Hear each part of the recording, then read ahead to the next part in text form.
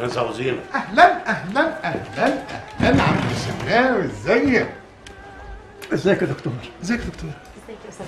يا دي النور يا دي الهنا، وحشني. ليك وحشه والله يا دكتور. يا حبيبي ربنا يبارك فيك، انت اللي وحشني جدا. الله يخليك. ازيك يا استاذ احمد؟ معلش طبينا عليك كده من غير ميعاد. اوعي تقولي كده، انتوا تيجوا في اي وقت على دماغي من فوق، وعلى الشناوي طبعا. والله الاستاذه امل صممت تجي لك لحد عندك عشان تتاسفي. ليه؟ تاسفي ليه؟ على اللي عملته معاك، ومش جايه عشان اعتذر وبس، انا جايه اقنعك ترجع الكليه وتكمل دراستك، والا هفضل عايشه بالذنب طول عمري. لا لا، مش عايزك تعيشي باي ذنب. انا بعتبر اللي فات ده ماضي خلاص وانتهى. وبعدين صدقيني انت عملتي لي اكبر خدمه في حياتي، وانا يا ستي مدار ليكي بالبيانو بدل البيانو اللي اتكسر. مش معقول يا استاذ احمد، انت بتحرجني. انا كنت فاكراك هتتخانق معايا او مش هترضى تستقبلني اصلا. يا ستي احنا ولاد بلد ونفهم في الاصول، وانت على دماغي في اي وقت وفي اي مكان. طب انا عايز اقول لك انك خدمتيني خدمتين. اولا انك بلغتي عني، ثانيا انك اديتيني فرصه عشان اصلح اللي اتكسر ما بيننا. وايه ده اللي اتكسر ما بيننا؟ بيان. مش معقول يا استاذ احمد، بجد بتحرجني بذوقك ولطفك وكرم اخلاقك. اهو كمان استاذ احمد دي في الحقيقه ملهاش اي مكان هنا في المصمت اللي احنا فيه. انا عايزك تقولي لي يا احمد على طول. لا تصالح ولو وقفت ضد سيفك كل الشيوخ والرجال التي ملأتها الشروخ.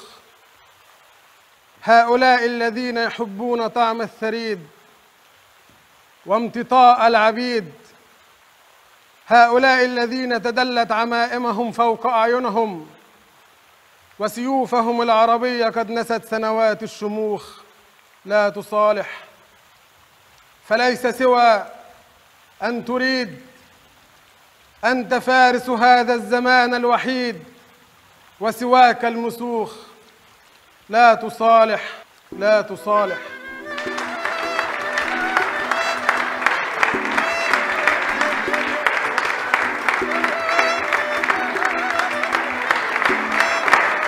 انا بقى بعتبر اللي حصل ده خيانه وطن، خيانه الوطن دي يعني خيانه عظمى. طبعا ده رايي تقريبا.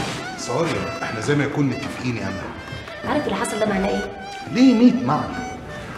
تقدري تعتبريه يا ستي خوف، خيانه، استسلام، خنوع.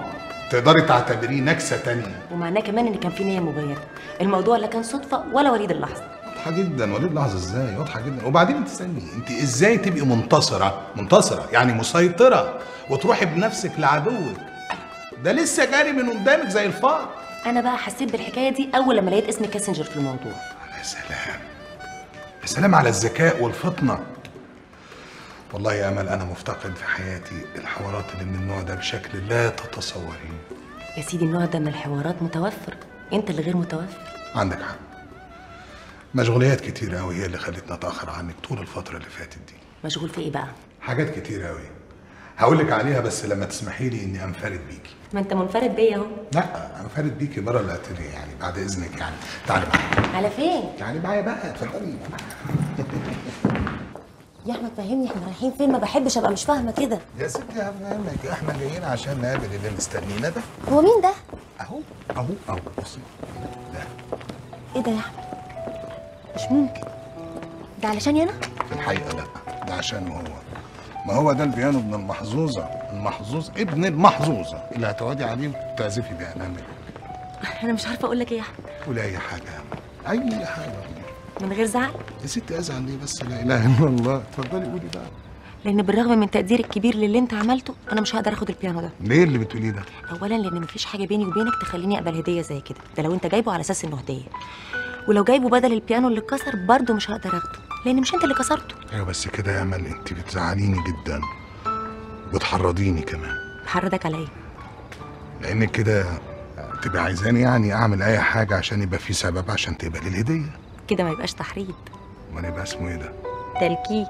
والله اللي تقولي عليه تلكيك، تحريض، او اي سبب يخليكي تقبلي الغلبان اللي واقف في الطل ده.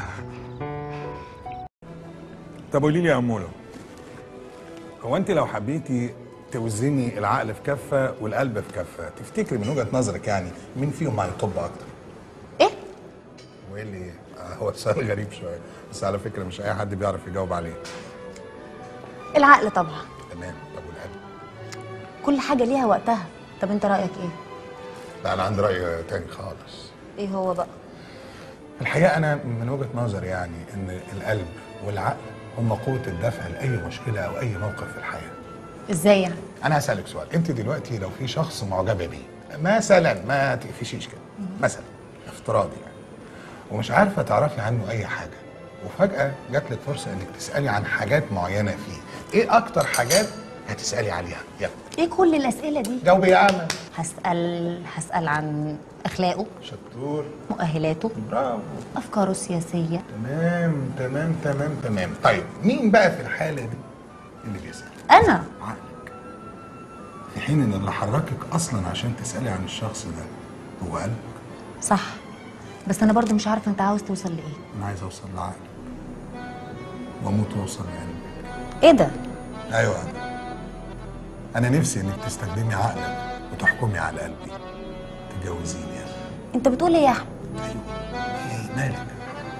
عايزك تستخدمي كل الحواس اللي عندك، القلب والعقل، استفتيهم. بس حطي في دماغك انا عندي بنت صغننه زي القمر، معنى كده نتجوز. انت صغننه ومتجوز يا راجل، دي تفاصيل. اتفضل يا حجيجه. مرة واحدة تبقى دغري وتقول لي احنا رايحين على فين؟ يا حاج على عيني الاتنين، قول ان احنا رايحين نغير جو. ايه؟ ناوي توديني كباريه؟ يا ريت، بس ما ينفعش يا حاج، فلوسنا تخاف تدخل الكباريه. ورقة التوت اللي عليها سترها وغطاها يتشال، يعني ملف امن دولة. كل اعوذ برب الفلق، ما تفولش في وشي. وبعدين يا احمد احنا فلوسنا 100 100. ما انا عارف يا حاج، بكره مصيرها هتتشبه، مفيش مشاكل يعني. انت هتقلقني ليه؟ احنا رايحين فين؟ اقعد بس وهقول لك. الله، ما بحبش الالغاز. والله ما في اي الغاز يا حجيجه. ببساطه كده يا حاج، احنا في رحله صعود طالعين لفوق، وده معناه اننا ضد الجاذبيه يا حاج. عشان كده لازم نتخفف من كل الاعباء اللي تخلي وزننا الطبيعي يتعبنا واحنا طالعين لفوق. مش عايزين اي حاجه تشغلنا عن سكه الصعود. انت بسلامتك ايه بقى اللي شاغل؟ بحبك. بت ايه يا اخويا؟ والحب ده شاغلني قوي قوي قوي، وعشان كده قررت اتجوز. تتجوز؟ تالت يا احمد؟ انت بتستعبط يا احمد.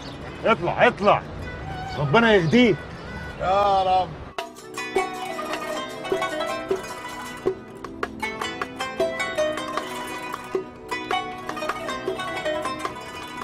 بتعمل ايه يا احمد؟ بتفرج يا عم. يا عم ما يصحش الناس تقول ايه بتفتش في حاجتهم. ليه؟ سيب بس الحاجه دي بس. اسمع بس، ده في فيردي والنقشبندي وطه الفاشني. يا عم سيب كل حاجه مكانها. ايه ده؟ بص جامد قوي قوي قوي. ايه رايك في البيانو ده؟ في شويه خشب حلوين. شويه خشب حلوين؟ ايه رايك فيه يا جدع؟ بقول لك رايك فيه. رايك ايه؟ انا بالنسبه لي الطبله احسن منه. طبعا، بس بص الصوت ده. جرى لك ايه يا احمد؟ من امتى انا بفهم في بيانو ولا في بانيو ولا الكلام ده؟ لا انا غيرك بقى يا حاج.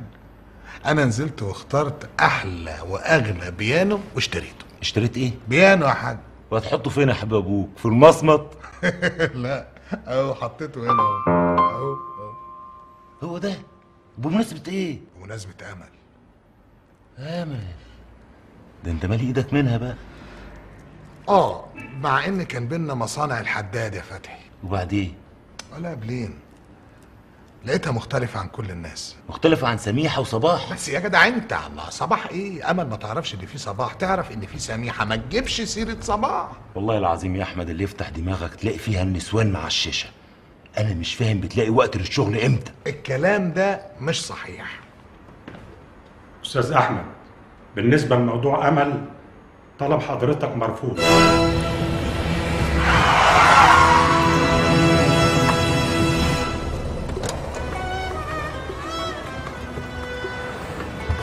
عملت كده ليه؟ استني بس، خفت مني ولا خفتي عليا؟ خفت منك طبعا. كان لازم اشوفك يا أول. يا سلام، وانت علشان تشوفني تعمل فيا كده وتعرض نفسك للموت؟ طيب شفت الورقة دي؟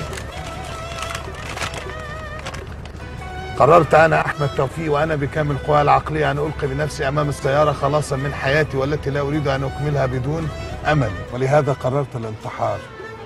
أحمد توفيق. ليه؟ عشان بحبك يا أمل. سلام، هو اللي يحب حد يعمل فيه كده؟ كان نفسي اقول لك ان في عندي فرصه مش هتلاقيها عند حد غيري. ودي فرصه ايه دي بقى؟ تصوري يا امل واحد عنده استعداد ينهي حياته تحت عجل عربيتك عشان بيحبك. فكري كده، لو اديتوله فرصه تعيشوا مع بعض ممكن يعمل لك ايه ويحقق لك ايه. بس اللي انت عملته ده يخوف، ده تصرف واحد ما عندوش اي نوع من انواع العقل. اتصرفت بكل العقل، كل الاصول. رحت لجدك عشان اطلبك منه ورفض. انا ما بسالكيش رفض ليه. كمان مش عايز اقول لك ان اللي عمله ده ممكن يكون هبط عزيمتي تجاهك. لا انسى، ده زادني اصرارا على اصرار. طب انا مطلوب مني ايه دلوقتي؟ مطلوب انك تسمعي كلامي لو ممكن. قبل كده كان ممكن، وبعد كده مستحيل اسمع كلام واحد مجنون زيك. وبعدين بقى يا امل، الجنون على فكره بيبقى احيانا هو الوسيله الوحيده عشان توصلي للي قدامك، خصوصا لو كنت جربتي معاه العقل. وبعدين المغامره ما هي نوع من انواع الجنون، وانا مؤمن جدا بنظريه يفوز باللذات كل مغامر. ما تخلينا سوء انا بقى. لا طبعا يا بنت خلينا سوء، حد ابوك خلينا سوء. لا ايوه كده يا شيخه حاجه. احنا رايحين فين؟ ازاي بقى؟ الله اقول لك ازاي احنا رايحين فين. كده مش هيبقى في دهشه، واذا ما كانش في دهشه مش هيبقى في مفاجاه، واذا ما كانش في مفاجاه اجيبك منين يا بهجه؟ طبعا مش فاهمه اي حاجه، بس حاساك بتحاول تكسب وقت. في الحقيقه دي كمان يعني ملاحظه تستحق التقدير. هي ايه؟ ذكائك. طيب بما اننا بنحاول نكسب وقت بقى، ايه رايك في المراه الذكيه؟ ما احبهاش. لا بس مش معنى كده اني ما بحبكيش طبعا. بس معنى كده ان انا ذكيه. ايوه طبعا، بس ده اعتراف مني بانك ذكيه وجميله، لان المراه الجميله في الحقيقه بس يعني بتكتفي بجمالها، اعجاب الناس بيها بقى، فبتكسل انها تعرف الاخرين. انما انت في الحقيقه بتجمع ما بين الاثنين، وده استثناء عن القاعده. انا متهيألي ان احنا كده وصلنا.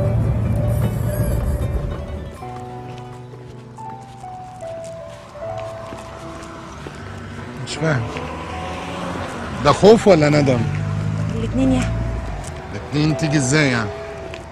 خايفه قوي يجي يوم انت من انا عملت كده. الله، وانا مش سالتك يا ستي وقلتي لي انك تمام وخدت قرار؟ ما اسمهاش سالتك، اسمها استفزيتك. استفزيتك ولا سالتك؟ المهم انك قلت لي انك خدت قرار وانك مسؤول عن قرارك وقده. انا طبعا متحمله مسؤوليه قراري وقده كمان، بس انا مش عارفه اقول ايه لجدي. جدك صحيح، بمناسبه جده هو كان رافضني ليه؟ عشان انت متجوز وعندك بنت. طب قولي لي انت، لو كنت قابلتك قبل ما اقابل مراتي كنت برضه حبيتك واتجوزتك؟ المفروض انا اللي اسالك السؤال ده. اه، الاجابه كنت حبيتك واتجوزتك، وكنت هتبقي الزوجه الاولى والاخيره كمان. والله بلى.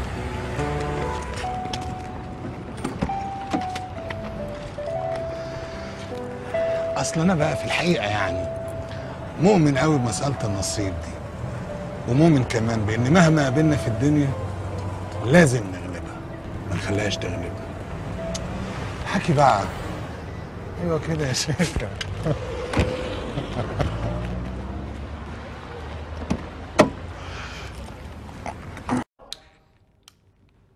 احمد احنا اتكلمنا في الموضوع ده 100 مره قبل كده، وانت عارف كويس قوي ان انا عمري ما هتحجب.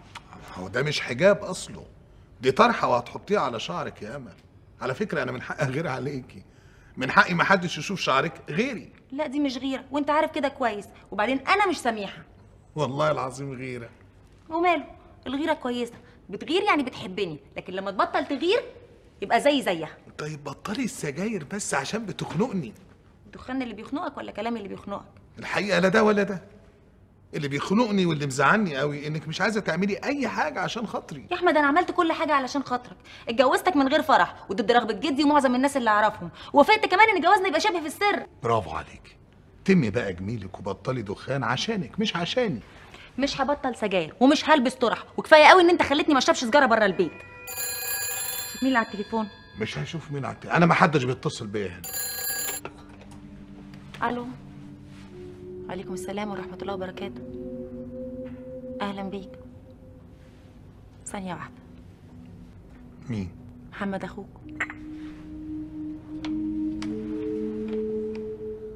اهو مش جنان برضه. قلت طرح لا، قلت حاضر. قلت السجاير قلت ماشي. انما هتيجي تقولي لي خلفه لا اقول لك لا و60000 لا. انا ده حتى ربنا يغضب علينا يا امل. يا احمد اهدى وبلاش تنفعني يا سيدي، انا مش رافضه المبدا، لكن مشكلتي كلها في التوقيت، ما فيهاش حاجه ابدا ان احنا ناجل سنه ولا 2. وهو العمر فيه كام سنه ولا 2؟ بص بقى، احنا ربنا خلقنا علشان نعمر الارض ونعبده، وانت بقى باين عليكي كده مش ناويه تعمري الارض يا امل. طب اهدى دلوقتي والبس هدومك ويلا نلحق الاتيليه قبل الامسيه ما تبدا. امسيه؟ برضه بتكلميني في الامسيه؟ شعر ايه اللي هسمعه والواحد بيغلي كده؟ لما تسمع شعر هتهدى، وبعد كده شوف لنا مكان لطيف نتعشى فيه سوا. يا سلام يا سلام، ليه عشاء؟ هتجيني منين نفسي بعد الكلام اللي انت بتقوليه ده؟ الله يرحم ايام ما كنت بتطب عليا في الاتيليه كل شويه وتعمل لي في مفاجآت وترمي نفسك قدام عربيتي وتتحايل عليا ان احنا نقعد نتعشى مع بعض. انت جرالك ايه بس يا احمد؟ جرالي